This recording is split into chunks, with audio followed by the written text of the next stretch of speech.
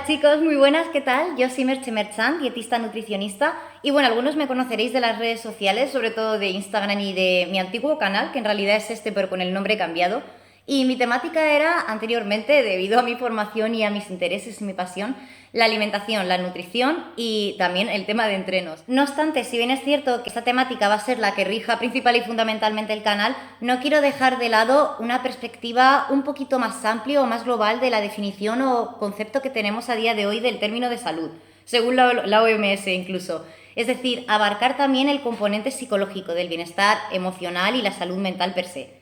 Así que nada, nos ponemos con ello. La verdad es que estoy un poquillo nerviosa, así que perdonadme si tardo un poquillo en llegar a integrar toda la información en el vídeo. No tengo un guión preestablecido, pero quiero aportar ese enfoque más personal, donde me moje y me implique más, hablando claro y pronto, de mi propio bagaje emocional y mi experiencia un poquito más dura o más profunda dentro del trastorno de la conducta alimentaria per se. Porque independientemente ya de si es anorexia, ortorexia, bulimia, hay algo que es un factor fundamental y que influye o es componente intrínseco de los mismos y es la mala autoimagen, la inseguridad, una falta de autoestima. En ocasiones también una gran influencia, por no decir lo obvio, de los cánones o los estándares de belleza actuales y la imposibilidad real de alcanzarlos dentro de unos términos de salud o unos parámetros razonables.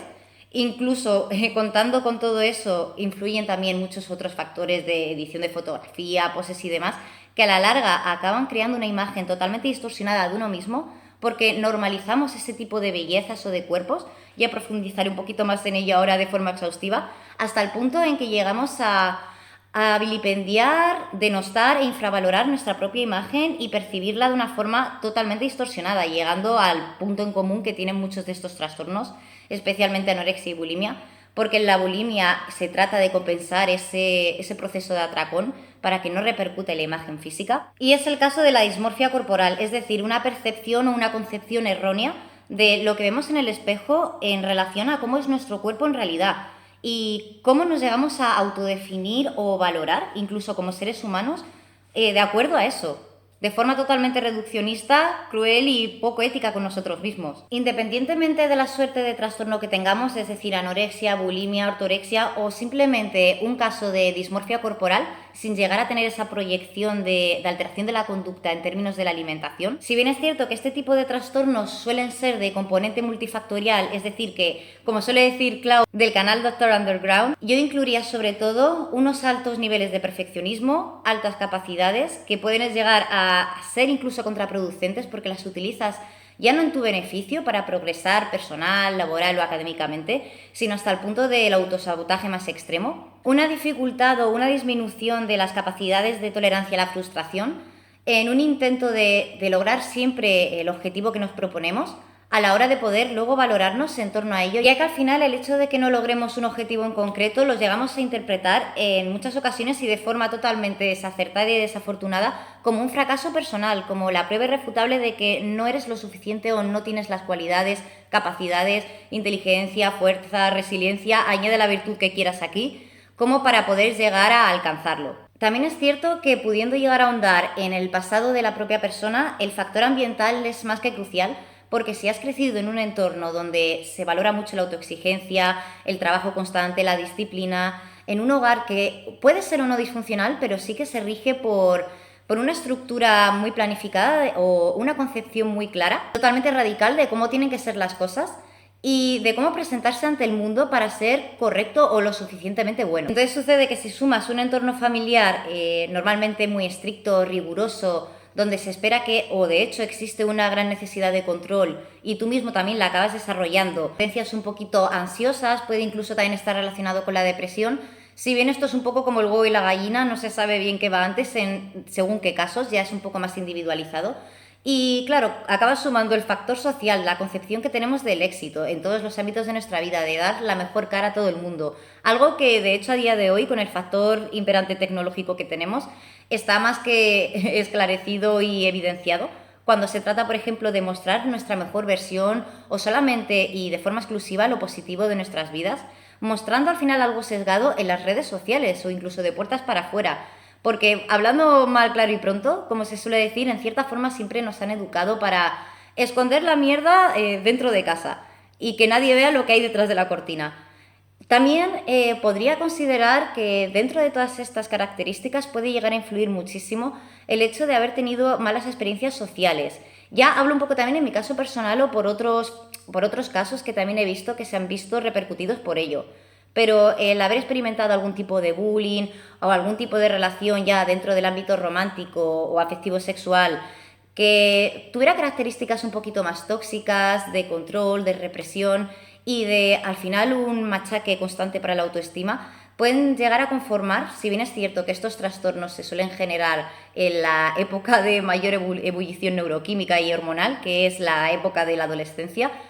aunque también reconozco que cuando se trata de bulimia y trastorno por atracón suele ser de los 25 en adelante a una edad un poquito más mediana. Como decía, acaba generando de forma muy sencilla pero eficaz el perfecto caldo de cultivo para que dentro de tu propia inseguridad, de tu deseo constante de alcanzar siempre la excelencia, dentro de tus características de personalidad propias de alguien perfeccionista per se,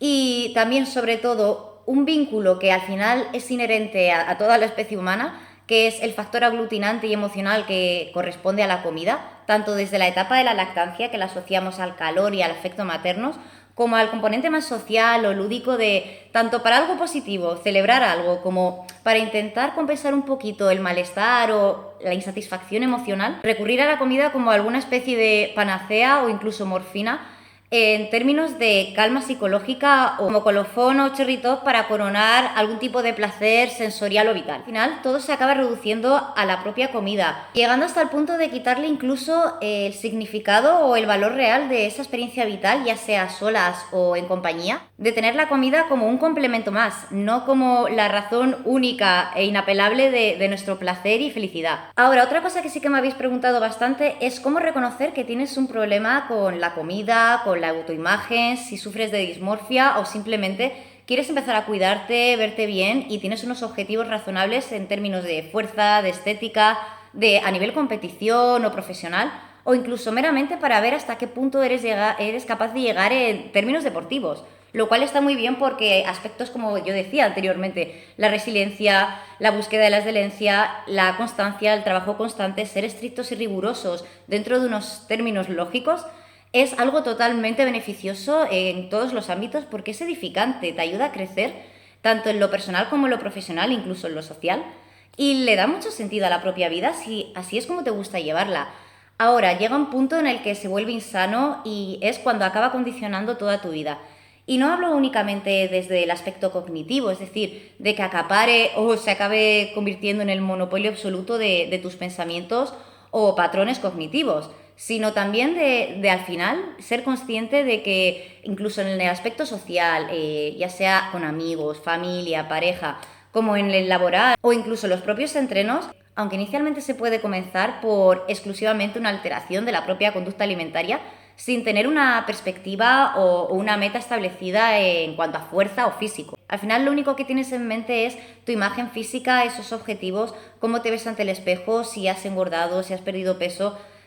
También se presenta constantemente esa ansiedad, porque al final resulta que todo lo que tienes en mente, estés haciendo lo que estés haciendo, tomando algo con los amigos, dando un paseo, yendo a jugar a los bolos o teniendo relaciones incluso con tu pareja, todo se acaba enfocando únicamente para ti en la imagen física que tienes en ese momento, en si en esta postura se te ve mejor o peor, en qué tipo de alimentos vas a consumir después o no, si te ves nervioso, con ansiedad o con la incapacidad de poder salir a tomar algo con tus amigos o cenar,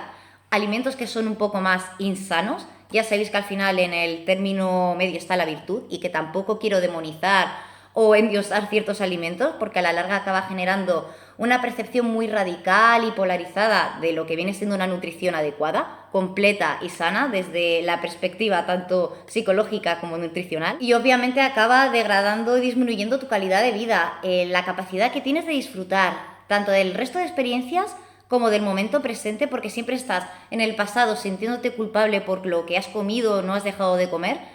o por los alimentos que vas a tener que consumir, en el efecto que los alimentos anteriores van a tener en tu cuerpo, cómo prevenir engordar más o estar lo insuficientemente musculado, como para que luego no te llegues a rechazar a ti mismo. Y finalmente consume tanto energía psicológica como tiempo y felicidad. Por otra parte, también hay un factor que es fundamental y muy importante de distinguir tanto en uno mismo como en una persona que sospeches que puede estar sufriendo de un trastorno de la conducta alimentaria. Es esa dicotomía extremista que decía entre lo bueno y lo malo, lo correcto y lo incorrecto. Alimentos saludables, alimentos que tienes que quitar de tu despensa porque te hacen engordar o no son saludables hasta el punto de que te van a repercutir tan pronto como los consumas. Y obviamente, tanto desde la perspectiva biológica como metabólica, la alimentación no es algo tan sencillo y sus efectos en nuestra salud y en nuestro estado físico tampoco son tan inmediatos. Hay que coger este tipo de información en muchas ocasiones con pinzas, porque sí que es verdad que hay mucha mitificación y falsas creencias en lo relativo a este aspecto nutricional de alimentos que obviamente son calóricos, que no tienen muchos nutrientes, pero que si a ti te gusta tomarlos de forma puntual, esporádica o dentro de una dieta flexible, incluyendo un 80% o un 75% de alimentos saludables en tu dieta habitual, y por dieta no me refiero a una alimentación restrictiva, sino a un estilo de vida, y el porcentaje restante, productos que quizás sean más elaborados, más procesados, irte a una pizzería con tus amigos y disfrutar de ellos, por supuesto, sin ningún tipo de culpa, porque al final la culpabilidad es una emoción que no te permite avanzar, que no tiene mucho sentido, ni desde la perspectiva más pragmática como la más emocional, y que tampoco tiene una lógica desde el aspecto médico. Es decir, que si te quieres comer este tipo de cosas y el resto del tiempo estás consumiendo alimentos que te estén nutriendo como tu cuerpo merece y necesita, que te hacen disfrutar a nivel global de toda la alimentación, no hay ningún problema. Por lo tanto, vamos a intentar quitar también esa dicotomía constante que tenemos tan integrada e instaurada en nuestra mente, que por otra parte también es normal. Y por supuesto, no estoy haciendo apología del único y exclusivo consumo de alimentos procesados, ricos en grasas, en sodio, en hidratos de carbono, de absorción rápida, porque lógicamente desde un aspecto orgánico no es para nada saludable y sí que tiene repercusión. Pero no podemos llegar al otro extremo tampoco de tratar de comer tan, y odio este término que yo misma he utilizado incluso en ocasiones, limpio, que al final te olvides de disfrutar, de vivir y le tengas miedo a la comida, que te condicione ver una pizza y te produzca ansiedad por esa disonancia cognitiva entre quiero disfrutarla sin ningún tipo de remordimiento, sin ningún tipo de sobrecompensación, pero al mismo tiempo tengo asumido que no es lo adecuado o lo correcto desde la perspectiva nutricional. Quiero mantener un estado físico concreto y me voy a privar de ello, aunque eso me produzca sufrimiento y me acabe condenando a tener una experiencia vital no tan satisfactoria, y no por el hecho de que comas o no eso, sino por la condena psicológica, por la restricción y la falta de cuestionamiento de ese tipo de ideas que al final te dejan insatisfecho e infeliz. Por otra parte, también lo vais a reconocer, ya sea en el espejo del gimnasio entrenando o en la intimidad de vuestra casa, y ver una sutil pero significativa diferencia entre estar mirándote y estar viéndote. Es decir, si de primeras ya estás enfocando tu vista en todos esos aspectos negativos o que tú concibes como negativos o feos de tu propio cuerpo, estéticamente menos normativos, por ejemplo, celulitis, estrías, supuestamente grasa de más, incluso si estás dentro de un IMC correcto que no atenta contra tu salud, ni a medio ni a largo plazo, o si por el contrario estás viendo el resultado de tu trabajo con aceptación, humildad, pero al mismo tiempo orgullo, queriéndote a ti mismo, e incluso si no tienes el cuerpo que a ti teóricamente te gustaría conseguir, estás satisfecho y cómodo en tu propia piel, sin sentirte avergonzado o con la sensación de que estás viviendo un poco de prestado, a medias, en una etapa en la que todavía no te puedes lucir o querer o sentir tan a gusto contigo mismo, o condiciona incluso tu forma de vestir, porque todavía no está el cuerpo lo suficientemente trabajado o estéticamente bello como para que puedas permitírtelo. Es decir, que el hecho de no poder reconocer tus aspectos positivos, y ya no solamente del físico, sino de ti como persona, tus valores, lo que haces por los demás, tus capacidades intelectuales, tu creatividad, tu bondad, la resiliencia que tienes, y más allá del ámbito deportivo, sino en términos de salud mental, de querer estar luchando cada día por quererte un poquito más y tener una autoestima más trabajada, acaba condicionando que tengas una imagen sobredimensionada de la importancia o significación que tiene el físico, tanto para ti mismo como para la sociedad. Y esto nos lleva a un tema bastante controvertido y polémico por el cual me habéis preguntado y en el que quiero ahondar con bastante más profundidad en otra ocasión, centrada en los ideales o los estándares de belleza de cada época, y es hasta qué punto podemos responsabilizar a la sociedad como conjunto, al sistema capitalista, con la oferta y la demanda de necesidades que en principio no estaban ahí y que se han creado tanto por el propio sistema como por nosotros mismos, en términos de medicina estética, de maquillaje, de dietas, no para mantener una buena salud, sino únicamente con objetivos estéticos sin considerar en absoluto la parte orgánica y biológica de una buena alimentación. Como se estaba comentando antes, también las redes sociales, las modelos de pasarela. A ver, es cierto, como comenté en alguno de los stories de Instagram, que todo esto acaba repercutiendo, independientemente del grado de autoestima que tengas, en la imagen o la visión que tienes de lo que es a día de hoy, dentro de nuestra época actual, lo considerado como más bello, más armónico o más equilibrado. Desde las tres gracias en su época, cuando se buscaba a gente que tuviera un cuerpo más grande, más voluminoso, porque se asociaba a la riqueza y a la salud, y ahora, en nuestra época actual, se buscan unas medidas que realmente son poco plausibles de alcanzar, a menos que haya excesivas horas de entreno y un enfoque vital totalmente dirigido las 24 horas del día a qué es lo que ingieres o dejas de ingerir, qué entra en tu cuerpo, cómo puede llegar a repercutir. Ya no solo es una cuestión de estado físico, sino anímico, porque no dejas de vivir por y para tu cuerpo, o por y para la alimentación, o por y para la siguiente comida que vas a tener, o incluso cuando estás en medio de una, no es ser consciente de la misma, como se suele decir, no tener una alimentación consciente, y estar enfocado en la siguiente comida o cómo vas a quemar lo que estás ingiriendo ahora mismo. Y en ocasiones ni con eso es suficiente, porque como decía anteriormente, se puede llegar a un punto que visualmente puede resultar normalmente atractivo para la gente, pero que si por ejemplo le quitaras la masa muscular a la gente de competición, y esto sí que va a generar bastante más polémica y lo siento mucho, pero desde mi perspectiva de dietista nutricionista y dentro del prisma médico, no es en absoluto saludable ese estado de porcentaje de grasa del 6-8%, en el caso de las mujeres del 13%, de tener una gran masa muscular, pero nada de grasa, hasta el punto en que si realmente te paras a analizarlo, te darías cuenta de que quitando toda esa masa muscular no habría mucha diferencia entre los presos de Auschwitz y ello. Y las consecuencias de esto no solo ya en la propia estética, sino en tu propia satisfacción contigo mismo, autoestima y salud mental. Creo que en definitiva no es tan importante quién es culpable o no, o responsable, mejor dicho, sino ser conscientes de que cada elemento en nuestra sociedad, incluidos nosotros mismos, tenemos un papel fundamental en que eso se siga manteniendo y normalizando. Es decir, que sí que es cierto que desde la perspectiva meramente económica, a las empresas les va a beneficiar el hecho de que te vendan el último producto para adelgazar, el nuevo retoque de medicina estética que puede ser más o menos peligroso y o invasivo, y que al final te deja con esa amarga sensación de que si no lo tienes,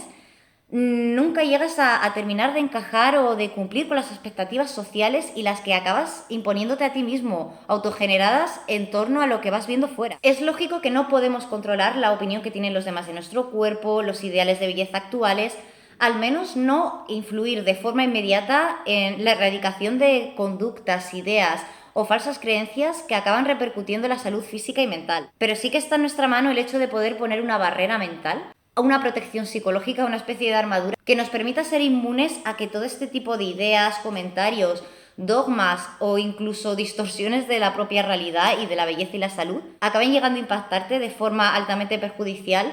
y llegando a influir en tu conducta o la propia visión que tienes de ti mismo y de tu cuerpo, haciéndote consciente de defectos o fallos que ni siquiera sabías que existían o que podía tener el cuerpo humano y que en realidad, por supuesto, no dejan de ser una imagen subjetiva de lo que hoy en día, de forma puntual, se está convirtiendo en tendencia. Aparte del hecho de sobredimensionar la idea de belleza, como si el hecho de que algo no fuera lo suficientemente bello o directamente sea feo desde la perspectiva normativa, lo invalidara a la hora de existir, ya sea como cuerpo o como persona. En primer lugar, tanto si estás en el extremo de la anorexia y de la privación de la comida más radical en cuanto a la exposición y consumo constante de alimentos de forma descontrolada en propiamente un atracón, ya sea en el caso de la bulimia o trastorno por atracón, con o sin conductas compensatorias, y es por ello que insisto mucho en el trabajo de la propia autoestima. Ahora, cuando ya estás totalmente sumergido en la problemática, ¿qué es lo que recomiendo que hagas? En primer lugar, independientemente de si estás en el extremo de la anorexia o de la bulimia y trastorno por atracón, más allá de las conductas compensatorias, ser capaz de reconocer todas esas señales, el estar más deprimido, más triste, ansioso, enfocar tus pensamientos y preocupaciones casi de forma totalmente monopolizada en el cuerpo, la alimentación y tu propio valor como persona en relación a la imagen corporal. El hecho de que veas que vas perdiendo rendimiento académico, laboral, que no tienes ganas de relacionarte con los otros, que te avergüenzas de tu propio cuerpo, que te condicionas a la hora de ir a la playa, a la piscina, de mostrarte en la intimidad sin ropa, totalmente al desnudo con otra persona, por miedo al qué dirán, a la falta de aceptación, a esa necesidad de validación corporal y de ti como ser humano a través de la misma, de parte de la sociedad, incluso si la persona te importa como si no, pero especialmente si tienes un vínculo un poquito más íntimo o en términos de afecto. Y sobre todo no culparte o fustigarte una vez seas consciente del punto en el que estás, de la incapacidad que tienes para poder solucionarlo por tu cuenta, y no pasa nada, porque en este tipo de trastornos es lo más normal del mundo. Te sientes solo, incomprendido, como si al final de un modo u otro, cuando se trata de ti, no pudieras ganar en ningún área ni conseguir lo que te propones, como si se te privara la felicidad, aunque al final seas tú mismo dentro de este propio trastorno, que no es para nada tu culpa. Y hemos visto que es algo multifactorial y que lo que sí que necesita es soluciones, no culpas, sino tomar acción y responsabilizarse de la situación, pidiendo ayuda y siendo consciente de que en este tipo de problemas al final la recuperación no es algo lineal. E insisto en ello de forma reiterativa siempre, porque en muchas ocasiones llegamos a esa sensación de fracaso otra vez o necesidad de perfeccionismo dentro de la propia recuperación, de ser lo suficientemente respetuoso, empático y comprensivo con uno mismo, de tratarse bien tanto por dentro como por fuera, que llegas a otro plano de distorsión superior, de llegar a tener una obsesión compulsiva de ser el mejor dentro de la propia rehabilitación del trastorno. No con respecto a los demás, sino ya con respecto a ti mismo, introduciéndote de nuevo y de lleno en esa sempiterna espiral de autoflagelación, autoexigencia y castigo. Obviamente y de forma encarecida te recomiendo que busques ayuda profesional. Con lo respectivo a un profesional que te pueda ayudar, de primeras no te desmotives si no te resulta sencillo, porque tienes que encontrar a alguien con el que te complementes bien, que tenga unos valores en términos psicológicos similares a los tuyos a la hora de tratarte y de hacerte sentir no solo como un número más o como un paciente, sino como un ser humano al que le están ayudando y ofreciendo todos los recursos o herramientas psicológicas pertinentes para que pueda afrontar este tipo de situaciones. Porque, como bien decía al principio, si bien más allá del tratamiento farmacológico, que ya considerará el médico dentro del equipo multidisciplinar si es adecuado o necesario para ti o no en tu caso, el principal problema de fondo en este tipo de coyunturas y trastornos de la conducta alimentaria es esa necesidad de control, es decir, la gestión de la frustración, de las emociones que no hemos sabido digerir bien. Miedo, tristeza, ira, ansiedad, preocupación, todo enfocado a un área que sí que podemos controlar de forma más sencilla y directa, que es nuestro propio cuerpo, la alimentación.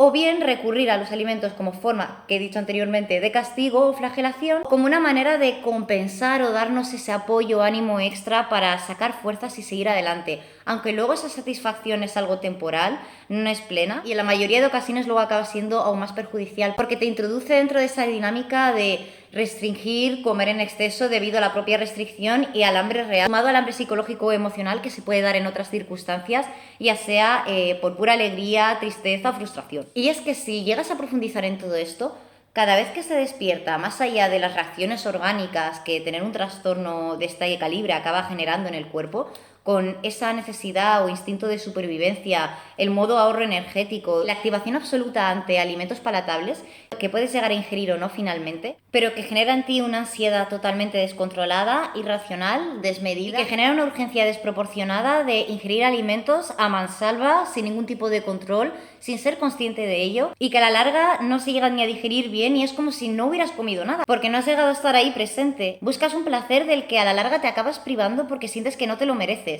Entonces es un ni contigo ni sin ti con la comida. También por eso decía que se relaciona mucho con el entorno familiar, porque suele suceder que en las relaciones de amor-odio con los propios padres, ya sea con la figura paterna, materna o ambas, esa disonancia cognitiva entre adorar y querer algo, pero al mismo tiempo sentir que no es bueno para ti o desdeñarlo de alguna forma, deriva de esos aprendizajes de la infancia, así como el hecho de utilizar el control de la comida o el descontrol sobre la misma como esa herramienta para afrontar la vida y no tenerle miedo a la propia incertidumbre existencial que se encuentra detrás de todo esto y que, aunque sea inherente a todo ser humano, está totalmente sobredimensionada hasta el punto de un control tan destructivo al final en todas las áreas de tu vida que incluso en términos clínicos y médicos lógicamente te puede llevar a la muerte. De algo de lo que sí que fui muy consciente es que a medida que iba aprendiendo a manejar y gestionar mis emociones, porque sí que reconozco que soy una persona de alta sensibilidad o altas capacidades sensitivas y tiendo muchísimo a querer perfeccionarme en todas las áreas, aparte de nutrir esa curiosidad innata que tengo de aprender en todos los aspectos, es que a medida que he ido dejando de exigirme, que no conformarme con lo que tengo a día de hoy, obviamente puedo proponerme objetivos y demás, y aprender a afrontar las situaciones, los pequeños conflictos diarios, tanto a nivel interrelacional como intrarrelacional, es decir, con uno mismo como con el resto, esa necesidad de refugiarme en el control o el descontrol sobre la comida ha dejado de tener sentido. Y si bien es cierto que no ha sido de la noche a la mañana, algo que también suele frustrar bastante a las personas que tenemos este tipo de problemas o que los hemos tenido alguna vez, porque se asocia muchísimo la falta de paciencia al trabajar tanto por conseguir las cosas con tanta pasión, determinación y denuedo, que generalmente sí que acabas obteniendo tus objetivos. Pero en este caso particular, el hecho de exigirse es totalmente contraproducente, como hemos dicho, y aceptar ese margen de incertidumbre ante la vida, de no saber qué es lo que va a ocurrir, de ser consciente de que no todo lo vas a hacer bien, de que puedes llegar a pasar por situaciones que podrías interpretar como embarazosas, vergonzosas o que te hagan sentir que quedas en ridículo, pero que luego te paras a analizarlas y relativizando eres consciente de que no te hacen menos como persona, que no tiene nada de malo y de que sigues siendo una persona con muchos valores, con muchas capacidades y competencias, que puede desenvolverse perfectamente en la vida, a pesar de todos esos imprevistos o sorpresas negativas que te pueda llegar a dar la IDEN. Ya no necesitas ese control constante y sobreexagerado de tu propio cuerpo o de la ingesta de X o Y alimentos. Vale, y es que, a ver, siendo objetivos, incluso si llegaras a tener un exceso de peso en un momento determinado de tu vida, en primer lugar eso no te hace menos como persona. Y si bien suena cliché, las personas que realmente te sepan valorar y que te quieren por lo que eres, no van a ver diferencia alguna, porque para ellos sigues siendo la misma persona como esencia. Pueden verte con unos kilos más o unos kilos de menos, pero no va a repercutir en la imagen o concepción que tienen de ti. Y si llega a hacerlo, no es una concepción a la que le tengas que dar valor o importancia como criterio. Por otra parte, piensa que hay personas que, incluso teniendo un exceso de peso clínicamente determinado, es decir, que es objetivo, no tienen problemas de autoaceptación, de tener autoestima, de quererse a sí mismos. No hablo ya en términos de compararse con la capacidad de gestión de otras personas. Lo que quiero llegar a hacer patente con este punto es que si hay personas que tienen un exceso de peso que se pueden querer, tú, lo tengas o no, también puedes llegar a hacerlo, porque en realidad el problema no es que no tengas esa capacidad o que no te lo merezcas o que tú seas consciente de la realidad y esa persona viva en la inopia. Generalmente, aunque jorobe reconocerlo, el que suele estar en esa inopia es uno mismo precisamente cegado por esa dismorfia, por esa distorsión de la imagen que uno tiene de sí. Y es que incluso si tienes un exceso de peso, como decía, si te molesta, te chirría, te genera tanta ansiedad, tanto dolor y tanto sufrimiento, es porque le estás dando una valoración desmedida a esa proyección que tienes de tu valor con respecto al cuerpo. Es decir, le estás dando al cuerpo una significación de la que carece, a la belleza o a la estética. Si tú realmente te sientes bien contigo mismo, con cómo gestionas las situaciones, cómo aceptas el hecho de cometer errores, de tener conflictos, de sufrir de ciertas disonancias cognitivas y que entender que en la vida hay muy poco que realmente podamos llegar a controlar, lo cual puede dar bastante miedo, y es totalmente comprensible y natural, el cuerpo no llega a tener esa sobredimensión en términos de trascendencia, en absoluto, porque ya no te está molestando algo por dentro que expresas de forma física, porque al ser algo intangible, algo abstracto, esa insatisfacción personal o emocional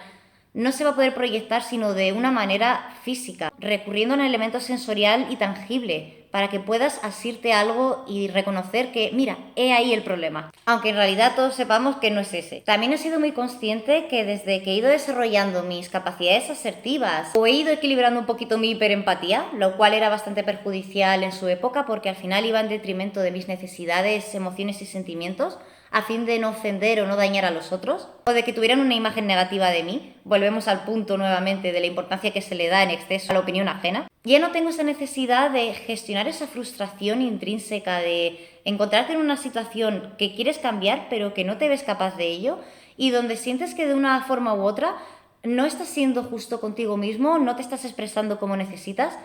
o realmente no eres tú mismo ante los demás, o que sintetizando no llegas a ser tú mismo del todo, de la forma que te puedes llegar a expresar con alguien con quien tienes confianza, a la hora de solucionar una problemática con otra persona. Por un lado piensa en esa frustración o ira para contigo mismo a la hora de no haber sabido defender tus derechos o tu propia voz y voto. O sintetizando, eres incapaz de marcar unos límites claros para poder respetarte a ti mismo y a los otros. De igual forma, intentar contentar a todo el mundo, aparte de ser algo prácticamente imposible, no sería sano porque dejarías de lado tu esencia, esa voz interna o ese niño interior que todos tenemos, que tiene muy claro porque lo siente en primera instancia, no necesita racionalizarlo, qué es lo que necesita o lo que le viene bien para sentirse en un clima de armonía, de autorrespeto, de confianza y de complementariedad con los otros, independientemente de que puedas estar o no de acuerdo con ellos en ciertos puntos a lo largo de tu vida. Es decir, que si también tienes una relación sana, no solo contigo, sino con el resto, haciendo posible que tu entorno social sea enriquecedor y que se base en la confianza y en la tranquilidad de poder ser tú mismo, expresando cómo te sientes sin ningún tipo de consecuencia porque te aceptan tal y cual eres, también estás cimentando las bases de que tu cuerpo deje de ser tan importante. Igual que el hecho, por ejemplo, de darle una excesiva sobredimensión o importancia a otro área de tu vida, como puede ser el trabajo, o ser la mejor pareja, la mejor hija, o el culturista más fuerte o más cachazo definido de tu gimnasio. En definitiva, que si estás intentando sobrecompensar en algún área, virtud o competencia de tu vida, o en lo respectivo a tu persona, hasta el punto en que te consume, te condiciona en el resto de áreas y te produce infelicidad, insatisfacción, ansiedad, miedo, dolor, es el momento de que te plantees sobre qué estás cimentando esa confianza en ti mismo y si te ves realmente a ti mismo como esencia y por lo que eres. Un ser humano lleno de emociones, sensaciones, de riqueza intelectual, psicológica, emocional y que, como decía al principio, puedes aportar mucho en este mundo más allá de que tengas X o Y cuerpo. Y también sí que voy a hacer un vídeo con respecto a la influencia que ha tenido el mundo del modelaje o de los estándares de belleza dentro del mundo no solo de las pasarelas, sino del modelaje fitness, del culturismo, de los ideales de belleza o de la sobreexigencia que también se aplica en este tipo de disciplinas, como en la mayoría de las deportivas o físicas o estéticas al final. Porque otra cosa que sí que me habéis mencionado de pasada y que yo reconozco que fue fundamental y crucial en no solamente el desarrollo de mi trastorno de la conducta alimentaria, independientemente en cualquiera de ellos, como en las posibles recaídas que he llegado a tener a lo largo de diferentes periodos de mi vida, que también coincidían con etapas de estrés, preocupaciones, ansiedad, incertidumbres, pequeños o grandes infortunios que han acabado repercutiendo en mi tranquilidad o equilibrio emocional. ¿Hasta qué punto me perjudicó psicológicamente el hecho de dedicarme durante una etapa a nivel profesional al mundo del modelaje fitness, del culturismo, de alcanzar una definición súper extrema o de crear contenido que fuera totalmente gratuito o de pago, enfocado al muscle worshipping, es decir, a la adoración del músculo? Porque hay muchísimo de lo que no se habla en este mundillo, una gran cuantía de creencias y conductas tóxicas en términos de idealización o de demonización y vilipendio, de los más evidentes hasta los más sutiles, de diferentes cuerpos que no encajan en esa normatividad de músculos súper definidos y un porcentaje de grasa irrisorio y ridículamente perjudicial. Y cómo poder afrontar ese tipo de hate, críticas o roasting que hay porque te acaban comparando con físicos incluso ya no naturales, pueden llegar a generarte una presión extra sumada a la que ya tienes de por ti dentro de tu propio trastorno, más que nada para prevenir y que cada vez que os metáis en las redes sociales, en Instagram, o pilléis una revista o un libro sobre culturismo y veis a gente súper definida, seáis conscientes de que no es solo todo lo que reluce, que por supuesto hay mucho trabajo, dedicación, y esas capacidades o virtudes que se requieren para llegar a ese punto son totalmente encomiables. La realidad o el backstage de toda esta historia no es tan agradable o esperanzador como puede aparentar en primera instancia. Hay muchísimos casos de personas que han muerto o que están viviendo en unas condiciones pésimas, aunque de cara a la galería estén felices, por el hecho de tener que mantener un cuerpo o un porcentaje de grasa o un tamaño muscular determinado a costa y riesgo de su propia salud. Y ya no solamente la psicológica, sino física y real, en términos de vida o muerte. Para que podamos llegar a cuestionarnos hasta qué punto es importante eso y por qué, más allá de que yo considere que esto es una pasión mía propia como de un montón de personas, que puede llegar a ser muy sana, en ocasiones, al darle una importancia tan desmedida y radical, se llega a desvirtuar la disciplina, el verdadero significado y origen primigenio también de este tipo de deportes, que es la propia salud dentro de toda la disciplina deportiva existente al final, llegando a producir incluso una sensación de rechazo posterior o cómo se llega también a objetificar tanto a mujeres como a hombres o denigrar por la propia exposición del cuerpo en redes sociales y el escudo que implica resguardarse en el anonimato propio de Internet. Pero tampoco quiero que este vídeo sea excesivamente largo. Seguiré creando contenido de trastornos de la conducta alimentaria. Un taller que de hecho hice en mi época de formación académica, cuando me estaba preparando para ser dietista nutricionista. Consejos más específicos y enfocados a cada trastorno de la conducta alimentaria o de la propia dismorfia corporal. Y también ahondar un poquillo en la relación que hay entre el trastorno obsesivo compulsivo o TOC, la hiperexigencia y la hiperempatía, con el desarrollo de este tipo de problemas y al final de una autoimagen negativa. Y nada, chicos, decidme por aquí si os ha gustado, añadid cualquier aportación que consideréis relevante, necesaria o que sencillamente queráis dejar por escrito. Espero que os haya interesado, me alegro mucho de que hayáis llegado hasta aquí, muchísimas gracias. Seguiré creando contenidos si veo apoyo porque, como digo, si puedo llegar a ayudar a una sola persona después de todo el dolor que he experimentado, creo que este ha merecido totalmente la pena. Para no solamente entender este problema como profesional, desde una perspectiva objetiva pero distante, sino desde el aspecto más parcial para entender de verdad qué es lo que experimenta una persona que tiene un trastorno de la conducta alimentaria. Y nada, nos vemos prontito, que os cuidéis un montón, sobre todo quereos mucho y trabajad la autoestima con base a vuestra esencia, nunca con respecto al físico o vuestros éxitos o logros o el afecto, aceptación o validación que tengáis de los demás.